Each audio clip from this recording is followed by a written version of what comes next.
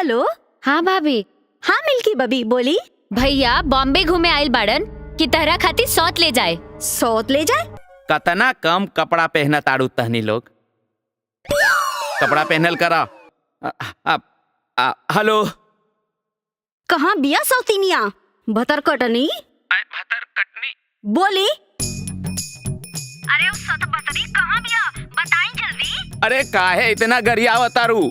चुपचाप घरे आवत आनी रहुआ कि हम आ जाई बॉम्बे। ना ना ना ना ना, हम आवतनी, हम आवतनी।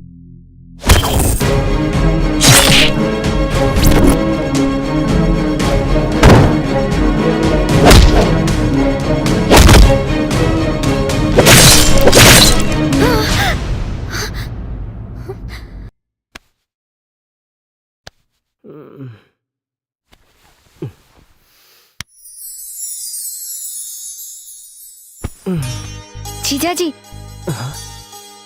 मिल्की तू हमके लगल तुहार बहिन है। कोनो बात नहीं है जीजा जी, सब तो रौरे हा। नमस्ते। नमस्ते। अरे हाँ। देखिए सर, ये कर रहा हूँ और मस्त कंपोज किया हूँ। ठीक है। हेलो। हेलो। कब से फोन करा तानी, बातें नहीं खे होत। वो कहा कि सर शर्ट रेडी है। शर्ट रेडी बा, हम बाद में फोन करब। 1 2 3 4।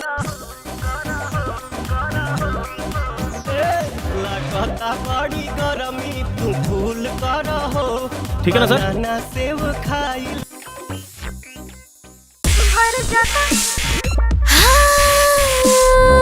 भर जाता ढोढ़ी मैडम। भर जाता ढोढ़ी मोर पसीना से, राजा पसीना से। सर आज अपना फिल्म का शूटिंग खत्म हो गया है, तो आज जमकर पार्टी करते हैं। अरे वाह, क्या ये पार्टी कहाँ रखा जाए? क्या बात है। ओके सर। आपने जिस वोडाफोन नंबर को कॉल किया है वो फिलहाल उपलब्ध नहीं है। यदि आप वोडाफोन ग्राहक हैं तो अब आप टोल फ्री नंबर 123 पर कॉल करें। सर। हाँ? शादी मुबारक हो पवन जी। Thank you. आपकी पत्नी बहुत खूबसूरत है। सॉरी, ये हमारी पत्नी नहीं है, साली साहिबा है। वो कहाँ है? हम लोग उनको शादी की शुभकामना देना चाहते हैं। वो अभी मेरे साथ नहीं है, घर पे हैं। और सुनिए ना, सॉरी, आज पार्टी का समय है तो आप लोग भी एंजॉय करिए please. Thank you sir. Thank you. लगता बड़ी गरमी तू फूल कर हो, बनाना सेव खाइल कबूल कर हो। हट जानी सहटी जा तू सीना से। मोना, ए मोना। इला मोना। कौना बात पर नाराज बाड़ी?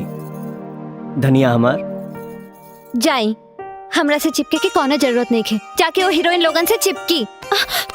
का मतलब?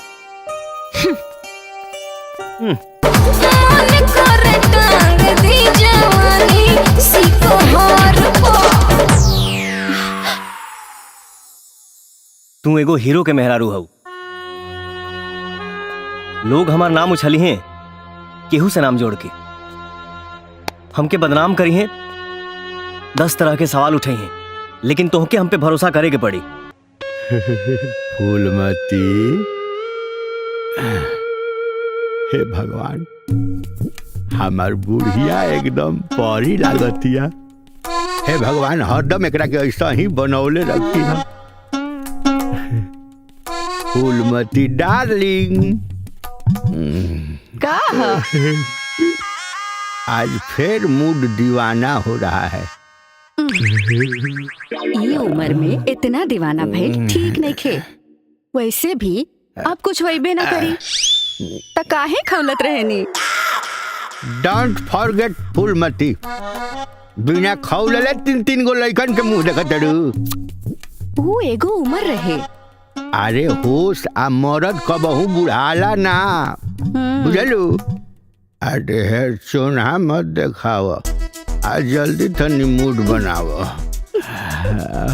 कमरिया करेला पालप लॉलीपॉप लागेलू कमरिया करेला पालप लॉलीपॉप लागेलू।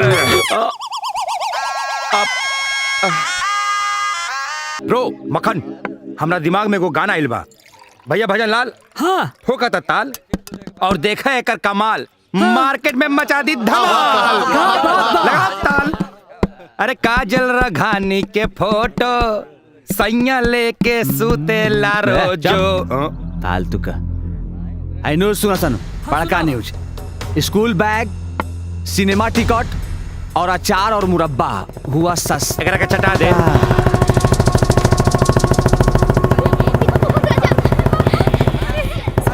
आई देखा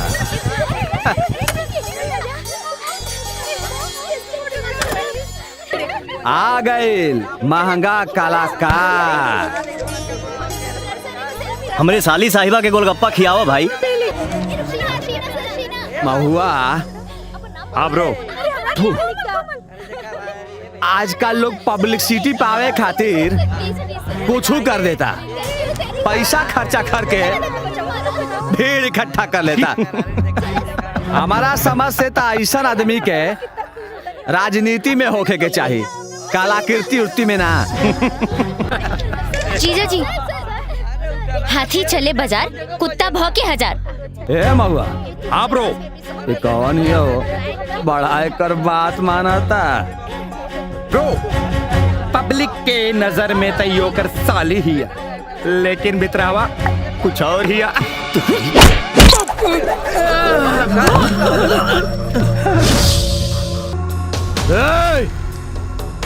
एक्टर के अपन कैरेक्टर दिखावा सन।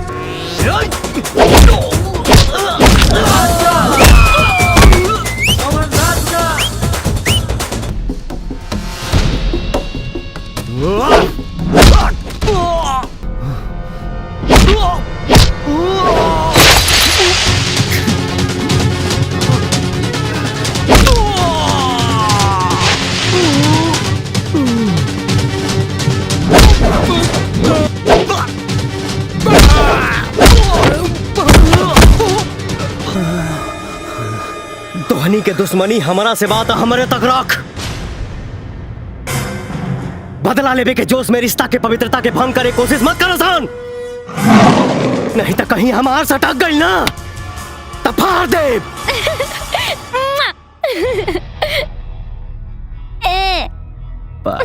चल दीदी। हाँ खाना में का बनी? तू अपन खातिर बना ला। आज हमार व्रत है। व्रत? हाँ आज करवा चौथ है। ता हमहू भूखब। तू हो भूखबू? अरे इस सुहागिन खातिर होला शादी न भइल तका। अपन प्यार खातिर भूखब। प्यार? अच्छा ता के बाऊ जे हमरा बहन के दिल पे हुकूमत करता। हुकूमत बादशाह करेला दीदी कोनो चपरासी ना। समय आइला पे वो बादशाह के नाम बता दे ठीक बा। आज करवा चौथ का पर्व मनाया जा रहा है और इस पर्व में पत्नियां अपने पति के लंबी उम्र के लिए व्रत रखती हैं और चांद के दर्शन के बाद इस व्रत को खोला जाता है। अपना प्यार के हाथ से पानी पी ले लू।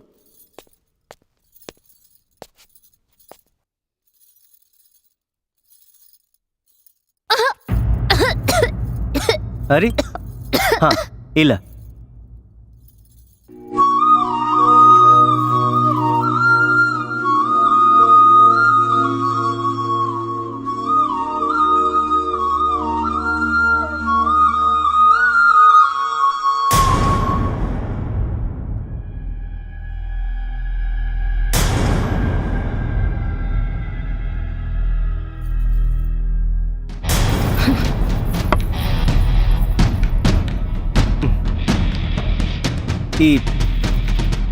काहे चल गईली? पता ना।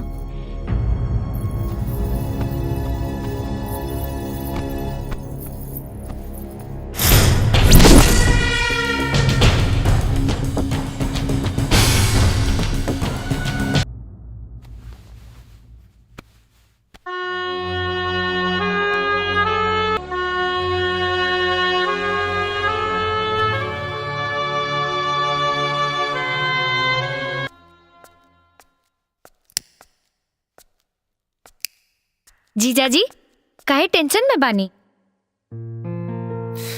का बताई, इतना सारा फिल्म के डेट, गाना के रिकॉर्डिंग, डबिंग, ऊपर से सोप, ये सब टाइम मैनेज करे में तनी दिमाग हैंग होता।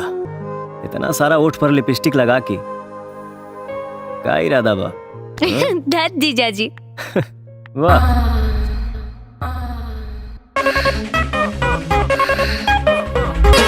धाके दोनों कलैया हमर ललैया चुसाए रह जहजी।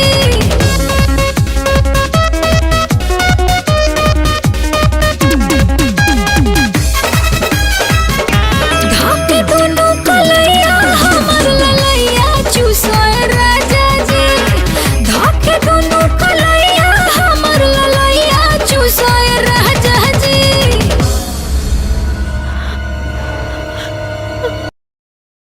गोर लागतानी बाबूजी। बाबूजी पप्पू के भेज दी, मिलके घर जाए के चाहता। फोन दे।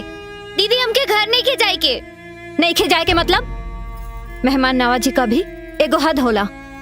नहीं के जाए के बोलत तो जाए के नाम नहीं खोले। मोना, ये कौन बोले के तरीका?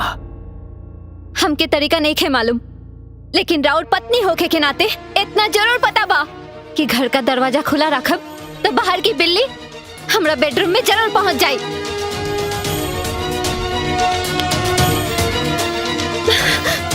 जाए दी ओकरा के।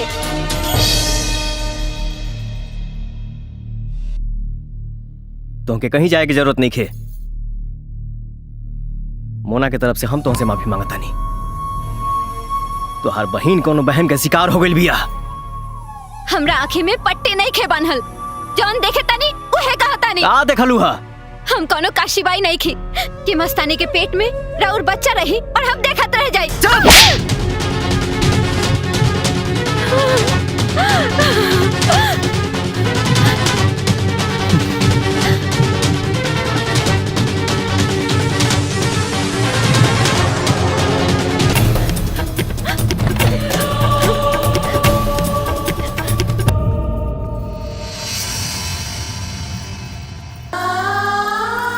ई कहाँ जाता रू भाभी? अब हमारे घर में कौन काम बा? तो हार गईलू हिम्मत जे अपना पति के केहू और के अमानत बने खातिर छोड़ के जा रहल बाड़ू। तो हम का करी? एगो सावित्री रहली जे अपन पति के प्राण यमराज से छीन के वापस ले आईली। उ त अंग प्रदर्शन काका के भैया के लगौले बिया। तो हूँ ना मुरारी, हम अपन संस्कार नहीं खी भुला सकत।